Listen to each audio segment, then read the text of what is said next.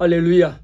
살아계신 하나님을 찬양합니다. 오늘 또 36강 기도를 방해하는 적신호. 여러분, 기도하다가 방해받을 때가 없지 않는 게 아니고 방해받을 때가 어쩌면 더 많이 있습니다.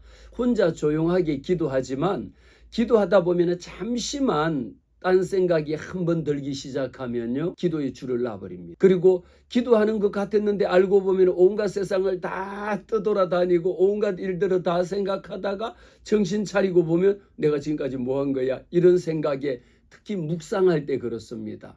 그래서 우리가 기도할 때에도 내 마음 중심을 더욱더 집중해서 해야 되는데, 기도를 방해하는 요소들이 있는데 이것은 보는 관점에 따라서 다양한 각도로 영적인 관점으로, 환경적인 관점으로, 건강이나 여러 가지 볼 수가 있는데, 그 중에 제가 읽은 책 중에는요, 피터 스카치로가 지은 이 정서적으로 건강한 영성이라는 책이 있습니다. 시리즈로 책이 있는데 이 책도 저는 나중에 기회가 되면 이런 책 하나를 갖고도 한 몇 시간씩을 이렇게 시리즈로 제가 말씀을 드리고 싶을 만큼 그렇게 좋은 책입니다. 그렇게 훌륭한 책이에요. 이 책 내용 속에 오늘 저는 몇 가지를 핵심적인 것만 뽑아 갖고 우리 40일 기도학교 기도 훈련하는 가운데에 기도를 방해하고 기도를 회방하게 하는 것이 외부적인 요인도 있지만 내부적인 요인이 더 크다라는 거예요. 지금 여러분 기도해 보세요. 지금 기도하는데 밖에서 누가 시끄럽고 나를 부르고 이런 일로 인해 갖고 내가 기도에 방해를 받습니까? 아니면은 때로는 내 속에 보이지 않는 내 상처로 인해 갖고 기도하다 말고 갑자기 그게 보여 갖고 화가 나고 분노가 치밀어 오르고 그냥 막 이런 일이 생깁니까? 외부적인 요인보다는 내부적인 요인에 기인할 때가 훨씬 더 많다라는 것이죠. 그래서 이 피터 스카치로에 의하면 교회를 떠나는 부류를 세 부류로 정리를 하고 있는데, 첫 번째 사람은 어떤 사람이냐라면 믿음을 가지고 있지만 더 이상 교회에 참석하지 않는다라는 거예요. 저는 이 책을 보는 관점을 기도학교라고 하는 것을 통해서, 기도는 여러분 기도만 많이 그냥 하루 종일 기도하는 것만이 중요하지만 무엇이 중요합니까? 하나님의 말씀과 함께 말씀 가운데에 기도가 무엇이냐? 여러분, 말씀 있는 것 또한 기도입니다. 예배가 뭐라고 말씀을 드렸습니까? 찬양하는 것 자체가 기도라고 말씀을 드렸습니다. 예배요, 하나님 앞에 말씀 읽고 무릎 꿇고 기도하는 것 자체가 예배다라고 말씀을 드렸는데, 교회를 왜 떠나느냐? 첫 번째, 믿음을 가지고 있는데 더 이상 교회를 안 나와. 그들은 전적으로 지금까지 하나님 앞에 헌신했지만 자기 속에 있는 자기 일로 인해서 자신의 삶이 변화되지 않는 것을 보고 어떤 생각을 가지느냐? 나는 더 이상 교회를 다녀도 뭔가 교회는 가는데 내 삶에 변화가 없다. 이렇게 해서 스스로가 교회를 떠나는 일입니다. 처음에는 진실되게 예수를 따르는 교회 헌신하고 봉사하고 충성했지만 중간에 보면요, 어떤 흔히 우리가 교회에서 사용하는 용어로 시험에 들어서 교회를 떠난다, 이런 이야기들도 하는데, 시험에 들 거리가 뭐냐라는 거예요. 저는 피터 스카치로가 이야기한 것 속에는 정서적으로 건강한 영성이 돼야 되는데, 내 안에 있는 것이 언제 여러분 시험에 당합니까? 시험이라고 하는 것은요, 두 가지가 있다. 템테이션이라고 하는 유혹이라는 것하고 우리가 테스팅이라고 하는 두 가지가 있는다라고 했는데, 여러분이 평소에는 아무렇지도 않습니다. 제가 100번 10번을 뭐라고 이야기를 해도 그것이 마음에 걸리는 것이 없는데, 그날따라 꼭 자기 마음 속에 있던 이것을 어떤 사람들은 선뿌리다라고도 표현을 하는데요, 내 안에 해결되지 않는 과제를 가지고 있는 게 있어요. 우리가 이제 심리학적으로 언피니시드 그래가지고 미결사항이라고 하고 미해결 과제라고 하는 것이 있는데, 내 안에 해결되지 않는 것들이 감춰져 있다가 어느 날 갑자기 그것하고 A라는 것하고 B라는 것하고 딱 부딪히면 어떻습니까? 반짝하고 스파크가 튀기잖아요. 그때 시험을 받는 거예요. 우리가 시험을 받는다라고 이야기하지만 자기 속에 있던 것이 해결되지 않는 것하고, 오늘 예를 들어서 제가 설교를 했습니다. 아니 다른 날은 그렇게 목사님 은혜스럽다 그러고 설교를 잘 듣다가 그날따라 왜 목사님은 나만 향해서 나보고 들으라고 하는 이야기를 하시냐고 이렇게 뜬금없는 뜬금포를 날릴 때가 없지 않아 있잖아요. 그러면은 제가 우리 성도들 한 사람, 10사람 모두 다 그 사항을 알고 누구를 들으라고 설교하는 자는 거의 물론 있기도 하겠죠. 그러나 거의 그렇다라면은 설교의 방향이 잘못 설정이 되어진 거고요. 기본적으로 잘못 포커싱이 맞춰진 거예요. 우리는 어떤 특정 대상인을 향해서 포커싱을 맞춰서는 안 되고 하나님의 말씀을 읽고 묵상하고 기도하는 가운데에 하나님이 말씀을 주시면 그 말씀을 전하면 되는 겁니다. 그런데 이 말씀은 꼭 누가 들어야 된다, 누가 들어야 누구를 위해서 한다라는 설교는 없습니다.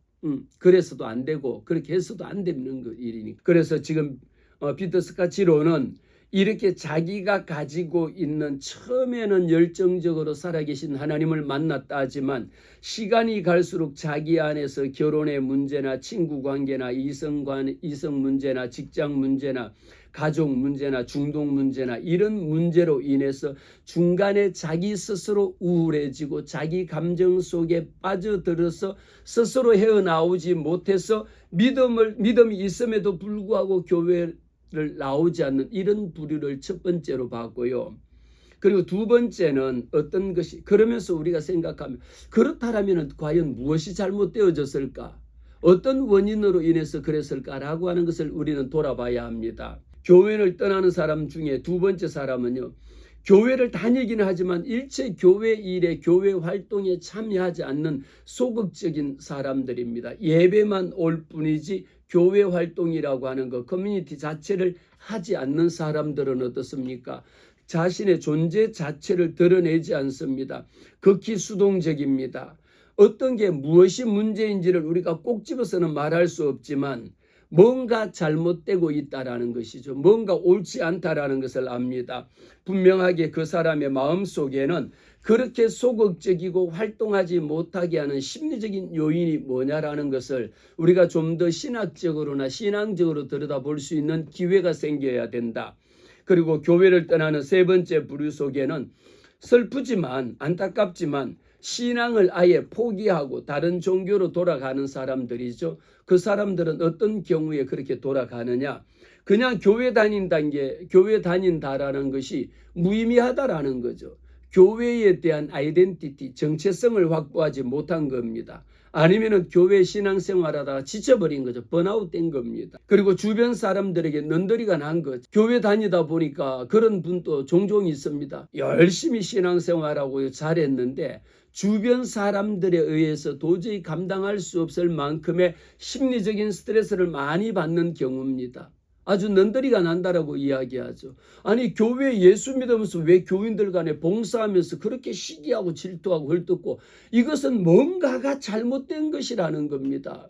그런 분들요 꼭 정서적으로 우리가 보면 영성이라고 하는 거 영성 회복을 위해서 얼마나 많이 강조하는데 정서적으로 내 안에 건강한 영성을 가져야지 건강하지 못한 영성을 가지고 있다라면요 그 사람이 어떤 사람이냐 기도만 많이 하는 사람이지 말씀 위에 서지 못한 사람이요 기도만 많이 하는 사람이지 하나님의 말씀으로 변화받지 못한 사람이라는 겁니다.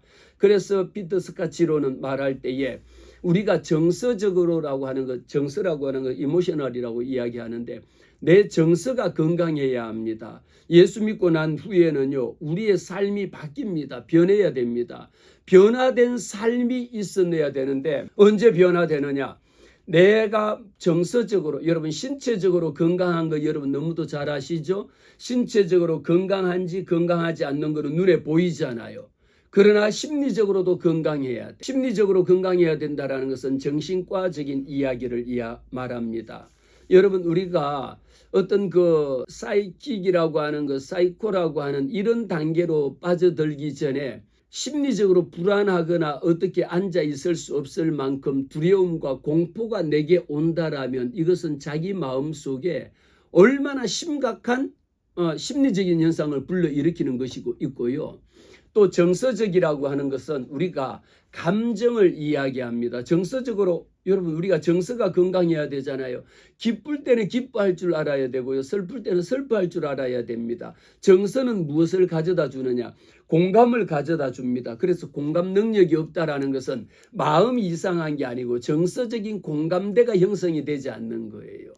우리가 심리적으로 이상하다, 마음이 이상하다라고 했을 때에는 우리가 신경적인 이런 그 심리적인 요인은 정서적인 요인하고 많은 차이가 있다라는 것을 말씀을 여기까지 자꾸 하면은 심리적으로 더 들어가니까 제가 여기까지만 말씀을 드리고, 오늘 이렇게 왜 세 부류의 사람들이 교회는 자기가 분명하게 이렇게 처음에는 그렇게 열심히 다니다가 중간에 교회 참석하지 않는 사람, 일명 시험에 들어서 교회 나오지 않는다라는데 이것도 뭔가 썸띵롱이라는 거, 잘못된 것이라는 거예요. 두 번째 부류는 어땠습니까? 너무도 소극적, 교회는 다니지만 너무도 소극적이고 일체 교회 활동에 참여하지 않습니다. 이유가 무엇일까요? 생각해 볼 수 있는 일이죠. 충분히 이런 문제를 우리가 논의할 수가 있어야 합니다. 세 번째 분류는 어떻습니까? 안타깝지만 슬프지만 아예 교회를 떠나버린 사람입니다. 어쩌면 그 떠나버린 사람 속에는 처음 정착하다가 떠난 사람도 있지만 제가 볼 때는요, 오히려 신앙생활을 열심히 하고 교회 활동 오래 하신 분들 중에도 정말 교회 성도들 간의 문제로 인해 가지고 아니면 목회자와의 문제로 인해 갖고 중간에 넌덜이 난다라고 할 만큼, 그래서 그냥 아예 교회를 안 나오는 것이 아니라 그냥 아예 예수를 안 믿고 떠나버리는 이런 일들이 있거든요. 그래서 저는 늘 말씀을 드렸습니다. 교회 다니는 것, 신앙생활하는 것은요, 나로 인하여 다른 사람을 시험에 들게 하는 것도 굉장히 큰 죄입니다. 내가 무심코 그 사람을 향해서 이야기하고 내뱉는 말을 통해 갖고 나는 그냥 한 말이지만 그것을 받아들이는 사람은 심리적으로 정서적으로 내 마음속에 건강한 영성이 있어야 합니다. 영성이 잘못된 사람들 주변에 너무 많아. 기도만 많이 하고 신령한 척하는 사람들요, 정서적으로 건강하지 못한 영성을 가지고 있습니다. 우리가 정서적으로 건강한 영성이 되기 위해서는 기도하는 만큼 기도의 중심도 어디에서 넣어야 되느냐? 하나님의 말씀 가운데에 말씀을 바탕으로 해야. 신령함이 어디에 있습니까? 내가 신령합니까? 하나님의 말씀은요, 신령한 것이 아니고 죽은 것을 살리는 것이 하나님의 생명의 말씀이다라는 것을 우리는 분명하게 아셔야 합니다. 그래서 중간에 예수 믿고 여러분 40일 기도학교는 무엇입니까? 여러분들이 기도 잘하는 방법, 기도 잘하는 이런 그 훈련이 아닙니다. 근본적으로 기도를 통하여 무엇입니까? 내 삶이 변화돼야 된다라는 거지. 아니 신앙생활 그렇게 열심히 잘하는데 왜 삶의 변화가 하나도 없느냐라는 것이죠. 우리가 교회를 다니고 있지만요, 때로는 교회를 떠나버리고 교회를 안 나오고 싶고 교회를 옮겨버리고 싶고 아예 예수를 안 믿고 싶은 이런 마음도 있습니다. 이런 중대한 위기를 만났을 때에 그동안에 그토록 그렇게 열심히 경건하고 헌신된 그리스도인의 삶을 살아왔는데 왜 이런 문제가 생겼느냐라는 것은 충분히 생각해 봐야 될 문제고요. 한 번쯤은 여러분 진단해 봐야 될 일이죠. 어떻게 진단하겠습니까? 여러분이 저 보세요. 얼마나 건강하게 생겼고 아무런 병이 없고 괜찮잖아요. 겉으로 봤을 때 누구 할 것 없이 말끔하고 깨끗하잖아요. 교인 중에 누가 뭐 이상하게 겉으로 봤을 때 암 환자라고 한들 얼굴에 써져 있는 것 아니잖아요. 물론 항암 치료를 하면 탈모 현상도 생기고 일시적으로 생기지만 겉으로 봤을 때 looks like beautiful합니다. 아름답습니다. 이상이 없습니다. 그런데 문제는 뭔가요? 속에 있는 것은 우리가 MRI를 찍어보지 않는 한 MRI를 찍어도 마음은 드러나지 않잖아요. 오늘 우리는 하나님의 말씀을 읽고 내 삶을 변화시키는 원동력이 되어야 된다는 것이 내 속에 가지고 있는 미숙한 감정을 내 안에 내가 놓치고 있는 진정한 내 마음을 나를 들여다볼 수 있는 시간이 없었다라는 겁니다. 우리가 기도를 하더라도요, 하나님 앞에 100% 헌신하고 하나님 앞에 내어 맡기고 의심하지 않는 기도를 할 수 있는 것도 내 안에 건강한 영성이 있어야 돼. 영성이라고 하는 것은 신령한 것이 아니라 하나님의 말씀이면 말씀 그대로 받아들일 수가 있어야 되는데, 아니 저는 이렇게 말했는데 집사님 A입니다 라고 이야기했는데 받아들인 집사님은요 A-1이라고 받아들이는 거예요. 그러면 다행이죠. A라고 말씀을 드렸는데 집사님은 C라고 받아들이는 거예요. 얼마나 왜곡된 현상이 큽니까? 말 한마디 지나는 동안에 둘이서 말을 들었음에도 나는 A라고 했는데 받아들이는 사람은 C로 받아들이고 D로 받아들이고 F로 받아들입니다. 무엇일까요? 그 속에 가지고 있는 영향적인 것이란 자기 안에 해결되지 않는 겁니다. 그런데 해결되지 않는 문제가 어디에서 생기느냐? 원가족이라는 것을 우리는 살펴볼 이유가 있습니다.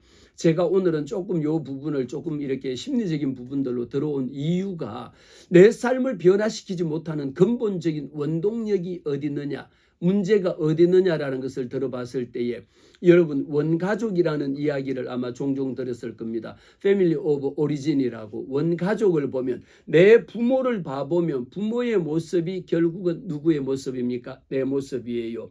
아버지를 보면요 그 아들을 보면 아버지를 본다라고 이야기하죠.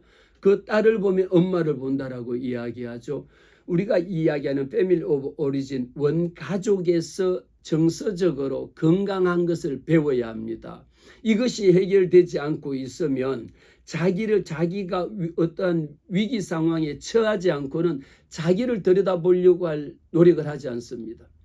심리학을 공부하는 사람들도요 입학할 때 면접을 통해서 질문을 합니다. 왜 심리학을 공부하고 싶습니까? 라고 목사님들에게도 질문을 하면 하나같이 목사님 중에요 왜 이렇게 우리 대학원에 들어오셔가지고 상담 심리를 전공하냐라고 질문을 하면 10사람 중에 9분은요 하나같이 뭐라고 이야기합니까? 내가 이거를 공부를 해가지고 다른 사람의 마음이 어떤지 그 사람의 마음을 읽고 그 사람을 도와주려고 한다라고 하는 사람이 10중 8구가 그 목적으로 공부를 합니다.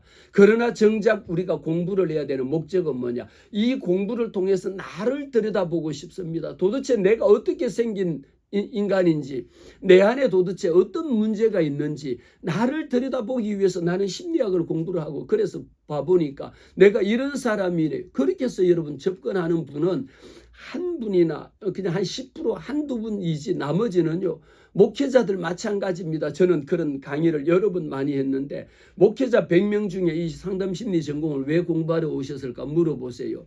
이것을 배워서 우리 성도들의 마음을 내가 알아서 치료해 준다라고 하는데 정작 중요한 것은 자기 마음도 자기가 들여다보지 못하고 내 마음을 들여다보려고 하지 않는다라는 겁니다. 왜 내 마음을 못 들여다보느냐? 자기를 알지 못하는데 어떻게 다른 사람을 들여다볼 수가 있겠습니까? 내 마음을 더 깊이 들여다보면요. 내 마음에 지금 나도 설교를 하고 있고 나도 강의를 하고 있고 나도 상담을 하고 있으면서 내가 심리적으로 정서적으로 내 영성이라는 것이 얼마나 건강한지 아니면 내가 병들었다라면 여러분 병든 것이 그대로 전달되겠죠. 성도가 내게 무슨 이야기를 한다라고 하면 어떻습니까? 그 이야기를 듣는 내 역시 마찬가지. 아이 왜 집사님은 왜 꼭 나한테 그런 것만 이상하게 말하냐고 이렇게 받아들일 수 있는 것은요. 이 어떤 이야기를 하더라도 그냥 받아들이고 그냥 지나가면 되고 제가 그런 게 부족합니다. 그래서 준비하고 있습니다. 그래서 공부합니다. 그래서 기도합니다. 라고 이야기할 수 있거든요. 내가 가지고 있는 문제를 솔직하게 여러 가지 내 안에도 걸림돌이 얼마나 많이 있습니까? 여러분 다른 사람들을 들여다보고 다른 사람들을 판단하고 다른 사람들을 진단하는 것에는 다들 도사입니다. 교회 좀 다녔다. 오래 다녔다. 뭐 척 보면 압니다라고 할 만큼 무슨 쪽집게도 아니면서 무슨 그냥 사람 보고 판단하고 평가하는 거예요. 오히려 저는 심리학을 전공으로 공부를 하고 했어도 오히려 나도 지금도 고백합니다. 아니 나도 심리학 공부 나도 그래도 명색이 심리학 전공자인데 나도 내 마음을 모를 때가 너무도 많아요. 그런데 내가 다른 사람의 마음을 내가 어떻게 알겠습니까? 내 마음을 아시는 분은 여호와 하나님 한 분밖에 없어요. 내 마음이 아프다라고 이야기해도 받아들이는 사람이 뭘 그거 갖고 아파하냐? 아이고 내가 괴롭다라면 뭐 그런 문제 갖고 괴로워하냐라고 이야기합니다. 우리는 하나님 앞에 은혜 받고요. 하나님 앞에 변화돼야 되는데 변화되지 못하게 하는 원인이 어디 있느냐라는 것은 내가 정서적으로 건강하지 못하기 때문에 내 속에 내 스스로가 나를 올가매고 있는 자성자박이라고 이야기하죠. 다른 사람이 나를 올가매지 않습니다. 내 안에 건강하지 못한 영성이 나를 올가매고 있다라는 겁니다. 예배도 그렇게 잘 드리고 주일 성수도 잘하고 봉사도 그렇게 그렇게 잘하고 다른 사람들이 봤을 때 나를 보면 아주 그냥 100% 아주 100% 아주 헌신하고 그렇게 잘하는 사람 같은데 정작 남들 보기에는 더 좋은 사람처럼 보여지고 남들 보기에는 더 공손한처럼 더 헌신하고 교회 생활에 아주 그냥 보면 예수 작은 예수라고 할 만큼 그렇게 살아가는 사람인데 정작 자기 속으로 그 사람 속에는 다른 사람에게 말하지 못하는 얼마나 많은 상처를 가지고 있다라는 것. 이것은 어쩌면요 성도들보다 누가 더 많이 가지고 있느냐. 목회자들의 마음속에 더 많습니다. 목회자들이 강단에서 목회자 하니까 뭐 나는 목회자 아닌 것 같은데 제 마음속에 더 많습니다. 제 마음속에 오히려 가시가 더 많고요. 이런 부분들을 스스로 고백하고요. 가능하다라면 할 수 있는 것은 강단에서 선포되어지는 그 말씀을 따라 나도 그 말씀만큼이라도 비스무리하게라도 살아낼 수 있는 이런 부분들이 있어야 된다라는 것이죠. 선포되어지는 말씀하고 내 삶하고 내려와서 내 행동하고는 정반대로 180도로 다르다라면 어쩌면 그것만큼 위험한 일은 없다라고 생각합니다. 우리가 저는 정서적으로 건강한 영성, 제 아무리 목회자가 금식하고 기도하고 신령한 은사를 받았다 할지라도 병 고치는 은사를 받았다 할지라도 정서적으로 건강한 영성을 가져야 돼. 그래서 정서적으로 우리가 기도할 때에도 안수 기도할 때에도요. 그 사람이 건강해야 돼. 늘 말씀을 드리는 거예요. 목회자가 건강해야지 성도도 건강합니다. 목회자가 행복해야지 성도도 행복합니다. 곧 부모가 건강해야지 자녀가 건강합니다. 잘 아시죠? 가정에 내리는 가정의 병력, 가족 병력이라는 거 있는 거. 엄마가 여러분 위암이 있으면요. 자녀들도 위암이 전에 내려올 수 있는 가족 병력이라고 하는 패밀리 히스토리가 있잖아요. 병력이 있잖아요. 거의 대동소이합니다. 비슷합니다. 엄마가 짠 음식 좋아하면 아이들도 다 짠 음식 좋아합니다. 왜 그럴까요? 엄마의 맛에 엄마 입맛대로 음식을 몇십 년 동안 먹고 자라왔기 때문이다라는 거죠. 그래서 처음에 말씀드릴 때 패밀리 오브 오리진이라고 원가족이 어떤 환경 속에서 자랐느냐라는 것이 너무도 중요합니다. 거기에 따라서 어떤 사람은요 그냥 아주 삐뚤어져 갖고 말만 하면 그냥 아주 가시가 그냥 온갖 그냥 요철판처럼 말만 하면 그냥 틱틱거리고 그냥 내뱉고 그냥 화살 쏘아붙이는 사람들이 있죠. 그러나 정반대의 사람도 많습니다. 건강하고 행복한 사람 많아요. 어떤 이야기든지 하면요 받아들이고요. 아우 괜찮습니다. 그럴 수도 있죠. 뭐 그러면서요. 그렇게 우리는 40일 기도학교를 통하여 무엇을 배우느냐. 내가 정서적으로 건강한 영성을 회복해야 되고 영성을 만들어야 됩니다. 겉으로 보여질 때 예배 잘 드리고 교회 잘 참석하고 이것이 아니라 내가 건강한 영성을 가져야 되는데 이것은 왜 사람들이 이렇게 건강한 영성을 가지지 못하느냐라는 것을 세 가지로 설명을 한다라면 첫 번째, 성경이 우리에게 약속한 기쁨이나 하나님의 말씀이 실제로 하나님의 말씀이 그렇게 능력 있는 줄을 체험하지 못했기 때문에 하나님의 말씀을 읽지도 않고 듣지도 않고 그냥 혼자 예배 교회 왔다 가는 것이 예배 생활이라고 생각하기 때문입니다. 우리는 오늘 말씀을 통해서 정서적으로 나 스스로가 건강한 신앙생활을 하지 못하고 30년, 50년, 20년 다녔음에도 불구하고 변화된 삶이 없다.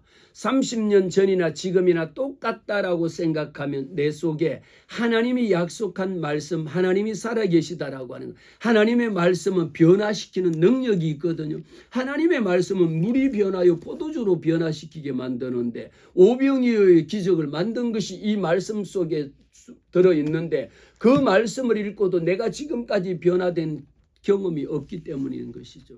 무엇이 문제일까요? 두 번째입니다.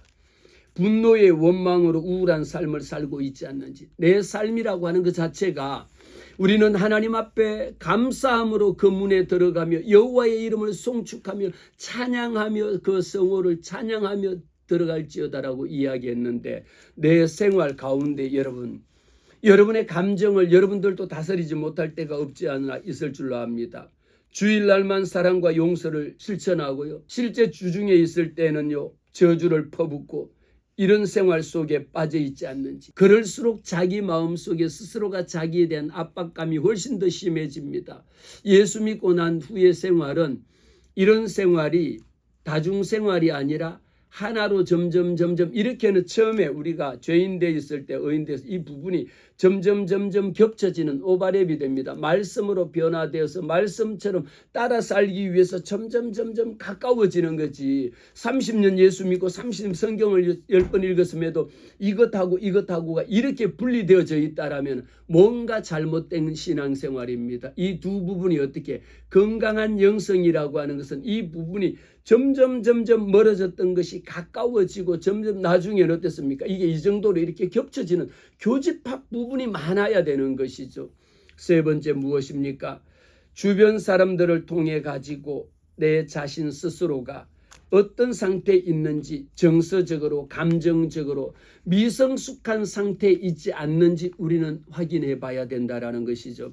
분명하게 미성숙한 상태에 있는 사람은요, 영적으로 성장하기에도 상당히 힘듭니다. 아니 나는 왜 목사님 똑같은 말씀을 듣는데 왜 은혜 받지 못할까요? 은혜 받지 못하는 것은 내 속에 사모하는 심령이 없는 것도 있지만 오늘 말씀드리는 것처럼 내 속에 분노와 원망과 시기와 질투와 그것이 있는 한 감사가 사라지고 없거든. 하나님 앞에 언제 은혜 받습니까? 내 마음이 건강해야 돼. 이제는 여러분 다른 사람들 돌아보려고 하시기보다가 내 자신 스스로를 들여다볼 수 있는 훈련을 하셔야 합니다.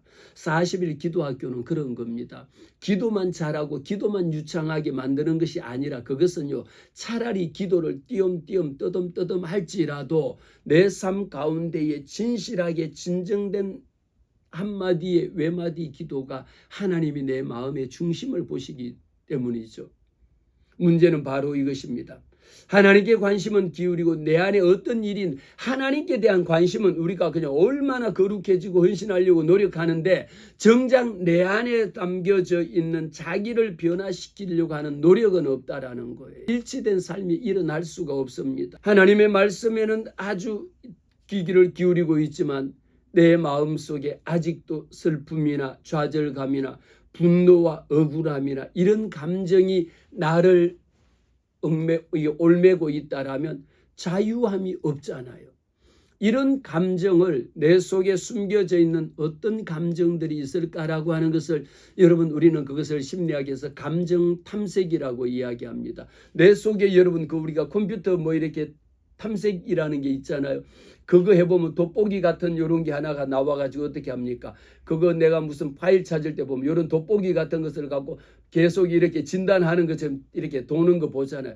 내 마음을 이제는 자기 스스로가 다른 사람의 마음을, 그래서 상담자가 될 때 이렇게 합니다.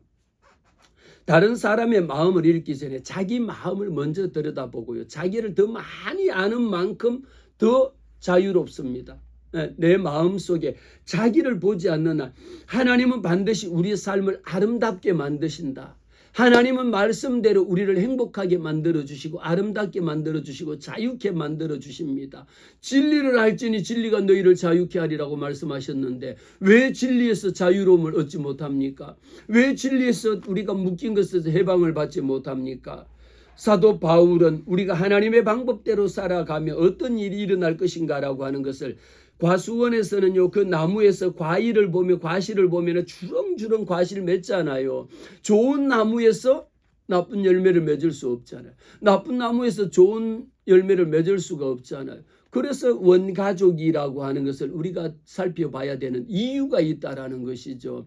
패밀리 오브 오리진입니다. 원가족에서 내가 아직까지도 해결되지 않은 문제가 있는지, 아직도 내가 원가족에 매여서 풀어나지 못하고 있는 것이 있는지, 이제는 여러분 본토 친척 아비의 집을 떠나라 그러면 이미 여러분들이 독립적인 사람으로서 독립적인 개체로 생활할 수 있도록 돼야 합니다. 그래서 우리 부모님이 장로님, 우리 아버지가 장로라 해서 그 아들이 따라갑니까? 못 따라갑니다. 우리 아버지 예수 잘 믿으니까 나는 안 믿어도 됩니다. 천만에 따라갈 수 있는 방법이 없습니다. 구원받을 방법이 없습니다. 우리는요, 내 한 사람이라고 하는 나 자신을 여러분들이 들여다볼 수가 있어야 합니다.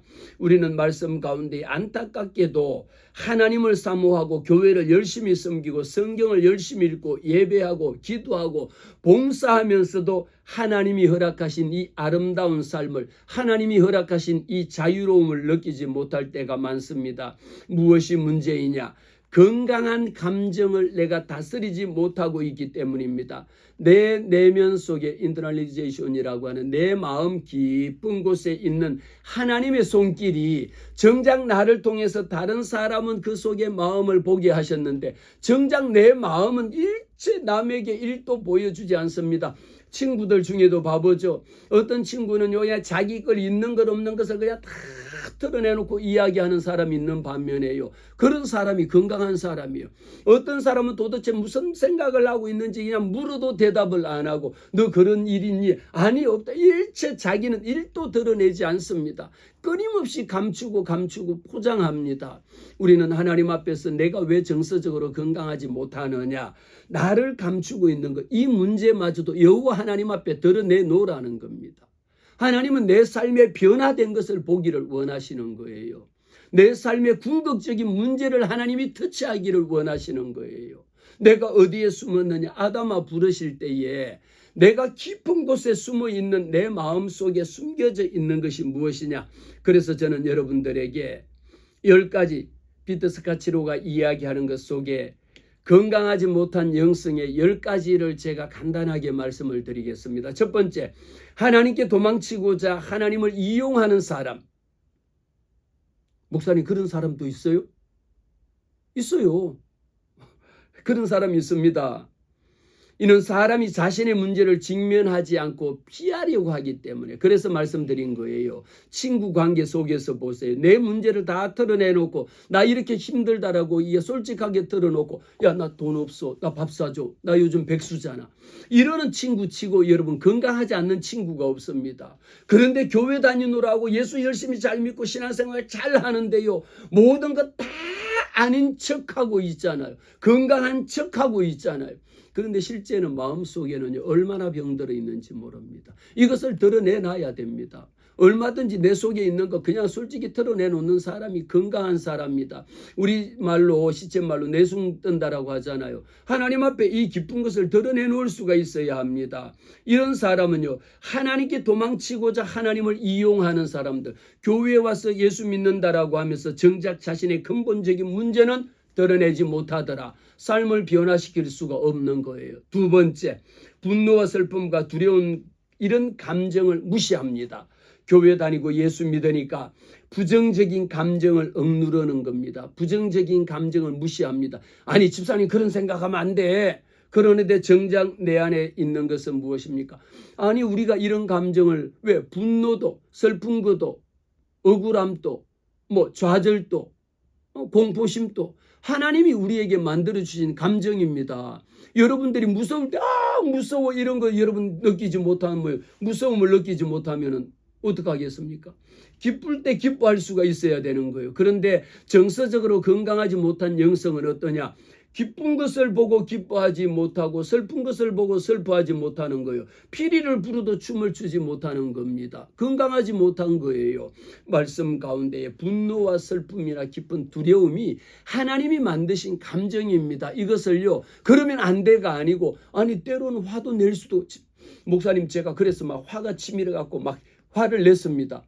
그런데 정작 그 사람은 평생 화를 한번 안 내는 것 같은데 집에 가서 정작 집에 보면은 막 아주 그냥 화를 내는 정도가 아니고 분노 조절 장애라고 할 만큼. 그런데 그 사람이 목사님 앞에서, 교회 앞에서는요, 천사도 그런 천사가 없을 정도로 정말 나이스합니다.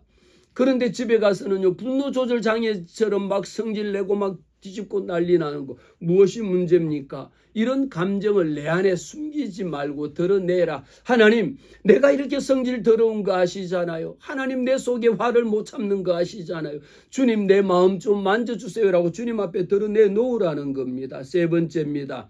자신의 정당한 요구조차 거부합니다. 내 마음 속에 자신을 돌아보는데 우리는 너무 소홀하거든요. 내가 나를 요구하는 게, 야, 나 좀 쉬고 싶다. 저도 40일 기도학교 하는데 얼마나 힘든지 몰라요. 제가 그래서 이야기하잖아요. 저 너무 힘듭니다. 아주 너무 힘들다라고 기도해달라고도 요청했잖아요. 이거 여러분 지금 제가 여러분이 볼 땐 1시간 강의하는 거지만요. 이 강의를 위해서 얼마나 준비를 하고 기도하고 지금 40일 동안 얼마나 그러면 힘든데 우리 집사님이 목사님 쌩쌩하신 것 같아요. 볼 때는 쌩쌩해 보이는데요. 저 너무 힘들어요. 아유 너무 힘들어갖고 그냥 때로는 그냥 이 바닥에 그냥 쿠션 하나 놓고 한 30분 잘 때도 있어요. 힘든 것을 힘들다라고 이야기하지 피곤한 것을 피곤하다라고 이야기하죠. 우리가 가지고 있는 자신의 정당한 요구조차 거부할 때가 있습니다. 그것을 자꾸 거부하다 보면 어떤 현상이 생기느냐. 번아웃 때. 나중에 자기 스스로가 탈진해갖고 감당할 수가 없습니다. 그래서 때로는 집사님 힘드시면 좀 쉬세요. 목사 우리 집사님이 보고 목사님 너무 힘드시면 목사님 좀 쉬세요. 때로는 저는 새벽 기도를 못 나올 때도 있어요. 그러면요 저 새벽 기도 못 나갑니다라고 이야기합니다. 그런데 막 힘든 거 나와서 아우 죽을 뻔했는데 괜히 나왔네. 이러고 나와야 될 이유는 없는 거죠. 하나님 앞에 자신의 정당한 요구조차 하나님 앞에 거부할 것이 아니라 이 모든 것을 내가 번아웃 돼버리면 정서적으로 고갈되어져 버리면요. 그 다음에 나오는 것은 아름다움이라는 게 나올 수가 없고 행복이라는 게 힘들면 힘들다라고 이야기해야 되는데 우리가 부부 관계를 할지라도 부모와 자녀 관계를 할지라도 엄마 너무 힘들어 그러면 엄마가 뭐 힘들어? 내가 공부하는 게 힘들지. 엄마가 여러분 힘들다라고 이야기할 때 엄마 너무 힘들지라고 이야기해 줄 수 있는 정서적으로 건강한 사람이 그걸 받아줄 수 있는 거예요. 집사님 저 요즘요 이런 문제 때문에 너무 괴로워요. 그런데 집사님 그런 문제 갖고 괴로워하면 안 돼. 그건 사단이 주는 거야. 물론 사단이 주는 거지만 그 사람에게 여러분 집사님 아니 권사라는 사람이 그러면 되겠어요? 이렇게 하는 것도 여러분 권사 아니라 장로 아니라 목사도 마찬가지로 그런 일이 아니 목사님 그런 생각할 수도 있는 거죠. 그럴 때도 있는 거죠. 라고 자신의 정당한 요구를 드러내 놓을 수가 있어야 된다. 왜? 그렇지 않으면 정서적으로 다 갉아먹어버리면요. 그때는 번아웃 되는 겁니다. 네 번째, 현재 미치는 과거의 영향을 부정합니다. 우리는요. 사람은 지나온 발자국이 있어. 내가 지금 힘들어하고 괴로워하는 일들 중에도 보면 오늘의 문제로 인해서 내가 괴로워하지 않아요. 물론 돈, 금전 문제 이런 것도 있겠지만 나머지 문제들 속에 보면 내 속에 현재 미치는 영향은 과거의 영향력 속에 상당한 지배를 받고 있다는 겁니다. 보라 이전 것은 지나갔으니 새 것이 되었도다 이 말씀하는데 나는 지금 또 옛날 과거 속에서 아직 헤어나지 못하고 있는 것은 이것은 정서적으로 건강하지 못한 일입니다. 이전 것은 지나갔으니 보라 새 것이 되었도다라고 이야기했는데 집사님 그런 거에 지금 하면 안 돼. 왜? 계속 끊임없이 내 속에 있는 내 감정을 왜곡시켜 왔기 때문에 그 말마저도 표현을 할 수 없는 이 안타까움이라는 겁니다. 다섯 번째, 우리의 삶을 속된 것하고 거룩한 것이라고 너무도 양분적으로 이분법적으로 구분하는 겁니다. 삶의 모든 영역을 우리는 이분법적으로 바라보는 거 참 거짓 이거는 맞고 이거는 틀리고라고 꼭 굳이 그렇게 단정하지 할 것이 아니라 균형 잡힌 삶을 산다라는 것은 굉장히 중요합니다.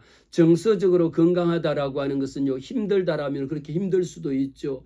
이런 문제로 너무 괴롭습니다라면 그거 당연히 정말 너무 괴로운 문제죠라고 받아줄 수 있는 정서가 돼야 돼. 그것이 건강한데 아니에요. 집사님 그건 못 이기면 사단에게 진 거예요. 그날로부터 입 딱 다물어 버리는 거예요. 내가 사단에게 진 사람이 되는 거야. 그러니까 이것은 우리 성도들이 무심코 성도들 간에 하는 이야기가 무식하면 용감하다고요.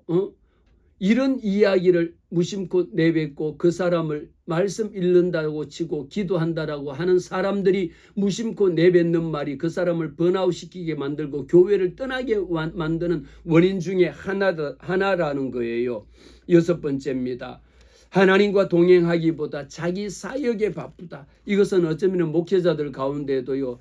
목회자가 목회 막 온갖 것 하다 보니까 하나님하고 활동하는 것보다가 그 일 자체에 여러분 너무 바쁘다 보면요. 기도할 수 있는 시간 실제적으로 정서적으로 이 부분이 해결되지 않으면 결국은 영적으로도 얼마나 피곤하고 힘든지 모릅니다. 기쁨은 어디에서 솟아나야 됩니까? 내 마음 내면의 깊은 곳에서 기쁨이 솟아나야 합니다. 그 기쁨은 언제? 내가 정서적으로 건강할 때에 왜곡된 기쁨이 일어나지 않는 거예요. 얼굴은 웃는데 내 마음 속에는 여러분 괴로워하잖아요. 그래서 웃는 게 아니야라고 이야기합니다. 7번째, 갈등은 회피합니다. 여러분, 갈등은 물론 없으면 좋겠지만 갈등을 회피한다라는 것은 일시적인 평온을 이야기합니다. 장기적으로 봤을 때는 그 문제를 끌어내서 이런 문제로 힘듭니다. 이런 문제는 어떤 건지 알 수 없습니다라고 내놓고 이야기하면 초기에 봉합할 수 있는 것을 봉합하지 못하면 점점 더 깊은 수렁 속으로 빠져들게 만드는 게 갈등이에요. 40일 기도학교는요, 여러분의 마음속에 갈등하고 있는 것, 컴플릿이라고 하는 이 갈등하고 있는 요소가 있으면 이것을 끌어내 가지고 때로는 이 문제도 목사님에게도 털어내놓고 이야기할 수가 있어야 되고, 그런데 더 중요한 것은요, 목회자가 이런 부분들, 목회자 자신 스스로가 정서적으로 건강한 영성을 지닌 자여야지 이런 문제를 마음속에 거리낌 없이 터놓고 이야기하고 받아줄 수가 있는 거예요. 그렇지 못하면 그것을 목회자 속에 본인 스스로가 왜곡되고 본인 스스로가 부정하고 본인 스스로가 불안한 가운데 있는데 어떻게 건강하고 아름다운 것이 나갈 수가 있겠습니까? 우리 아이들의 웃음처럼요, 순진하고 순박한 웃음으로 나갈 수 있는 게 돼야 된다. 8번째입니다. 상처나 약점이나 실패를 여러분 숨기지 마세요.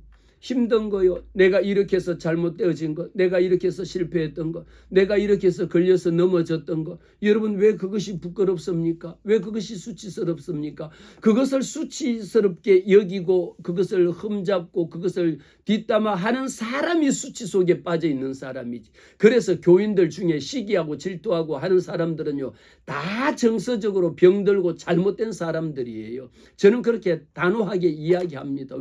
왜 시기하고 왜 질투해요? 내가 못하는 거 다른 상대방이 잘하고 있는 거 칭찬은 못할 망정 왜 시기하고 질투합니까? 자기 마음속에 있는 상처나 약점이나 실패를 인정하지 않기 때문이다라는 것이죠.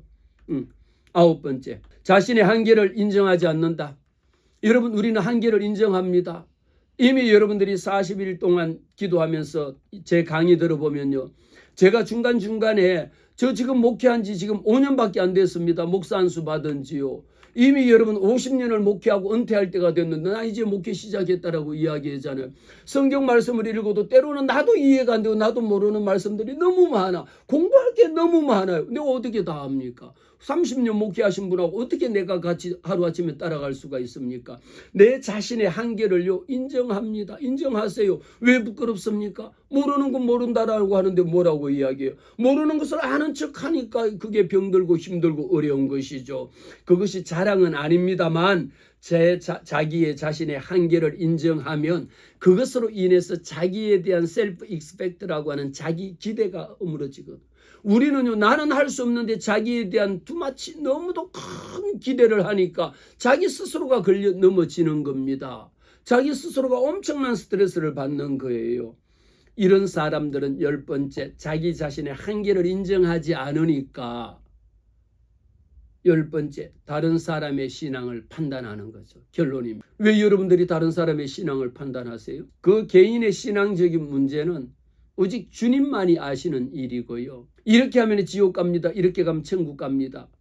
어디 있습니까? 그것은 오직 여호와 하나님만이 아실 일입니다. 그 사람이 교회 와서 열심히 봉사 안 한다고 집사님 그렇게 봉사 안 하면 천국 못 가. 어디서 그런 이야기를 함부로 내뱉습니까? 잘못된 것이. 집사님 이런 거 하면 천국 받고 상, 이것을 해야 상 받고 이것을 안 하면 저주받는 게 아니라는 거예요. 하나님의 말씀 가운데에 우리는 정서적으로 건강한 사람이 돼야 돼. 영적으로 신령한 척하는 것이 아니라 내 자신 스스로가 영적으로 정서적으로 건강해야지 다른 사람에게 다가갈 수 있는 거예요. 마지막 한 말씀 드리면요, 우리는 정서적으로 건강한 영성을 가진 사람이라면 엄마, 아이에게 모유를 먹이는 엄마와 똑같습니다. 짠 음식을 먹으면 아이에게 젖을 물리면 젖에서 맛도 짠맛이 나고 쓴맛을 먹으면 똑같은 맛이 전달이 되어진다. 우리 교인 한 사람 한 사람이, 성도 한 사람 한 사람이 40일 기도학교를 통하여 정서적으로 건강한 내 속에 숨겨져 있는 내 자기 자신을 들여다볼 수 있는 오늘 이런 숙제, 여러분들이 꼭 하시기를 바랍니다. 너무너무 감사해요. 이렇게 부족한 말씀을 들어주셔서 너무너무 감사해요. 고맙습니다.